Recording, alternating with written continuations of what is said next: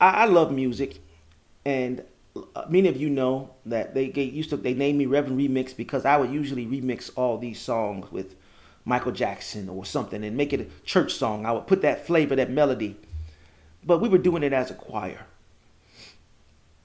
Recently, I looked and I saw that there are other artists and people who could sing very good, and they're doing these choir covers of secular songs, but they're not doing the church versions. They're not doing versions that point to God.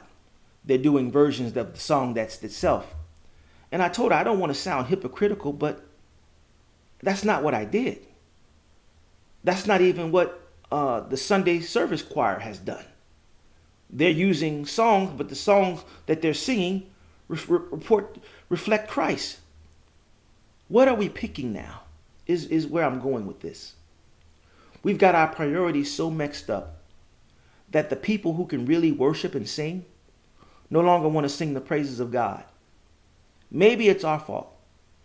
We've gotten rid of the choirs. We want to blame it on the pandemic, but choirs will come back if we try to make it in our churches.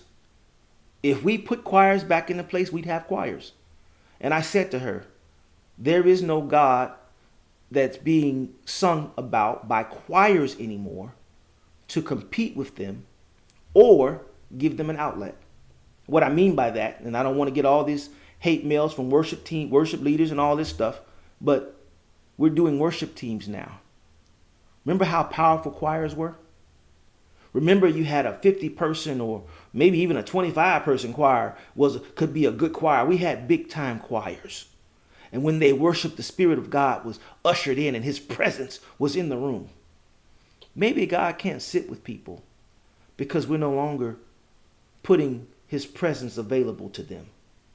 I want you to think about that and think about these other things that are out there that are competing for priority. The devil is crafty, family. He's going to make sure that there is this alternative to everything that God has. He's doing it. And if people choose that and don't choose God, we only have to ask ourselves why. Is it what we're doing in our churches? Is it no community service? Is it we're not helping our youth anymore? What is it that we're not doing? So I'm off my soapbox for that, but pick your priorities wisely.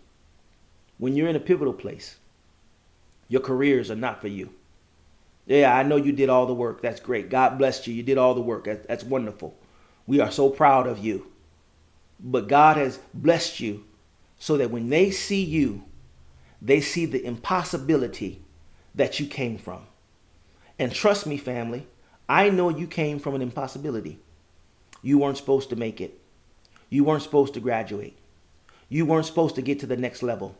You weren't supposed to live in that neighborhood. You weren't supposed to get that job position.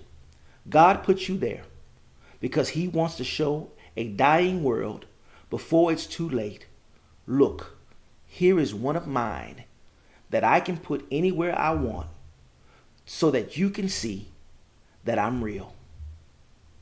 I'm done. Got nothing else for you today. Pick your priorities wisely. Some of us are in pivotal places right now. You're in a pivotal place because you don't have him or don't know him as your Lord and Savior. He wants to be yours. Pick him today.